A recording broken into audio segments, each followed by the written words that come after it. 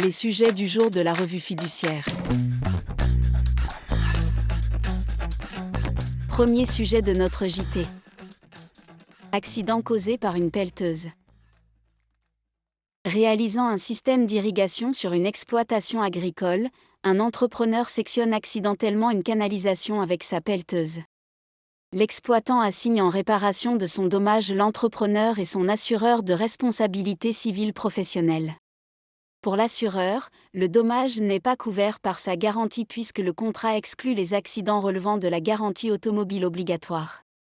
Selon lui, c'est à l'assurance automobile obligatoire de couvrir le dommage causé par la pelleteuse.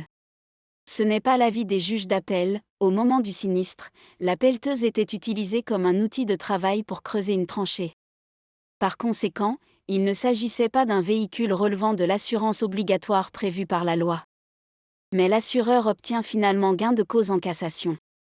Pour la Haute Cour, l'assurance automobile obligatoire garantit les dommages causés par les véhicules terrestres à moteur ou leurs accessoires, même lorsque l'accident ne constitue pas un accident de la circulation au sens de la loi relative à l'indemnisation de ce type d'accident.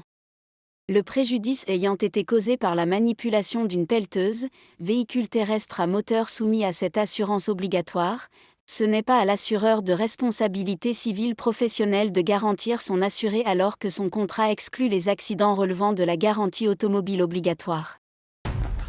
Deuxième sujet de notre JT. Nouvelle rubrique du boss. Les entreprises ayant le statut de jeunes entreprises innovantes peuvent, sous certaines conditions, bénéficier d'une exonération de cotisations patronales d'assurance sociale et d'allocations familiales.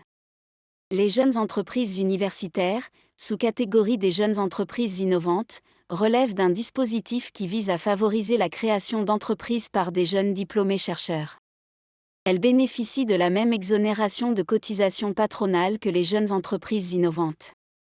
Depuis le 4 décembre 2023, le bulletin officiel de la Sécurité sociale comprend une nouvelle rubrique dédiée à l'exonération de cotisations patronales applicable à ces jeunes entreprises, innovantes ou universitaires.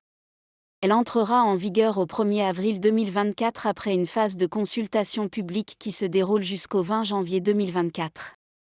Une fois entrées en vigueur, les circulaires dont les dispositions sont reprises ou modifiées par le BOSS seront abrogées. Troisième sujet de notre JT. Commerce électronique. Pour lutter contre la fraude à la TVA liée à l'essor du commerce électronique, les prestataires de services doivent, à partir du 1er janvier 2024, tenir des registres de paiement transfrontaliers qu'ils devront mettre à disposition de l'administration. Un récent décret précise la nature des informations devant figurer dans ce registre à transmettre à la Direction générale des finances publiques par voie électronique par un dispositif sécurisé.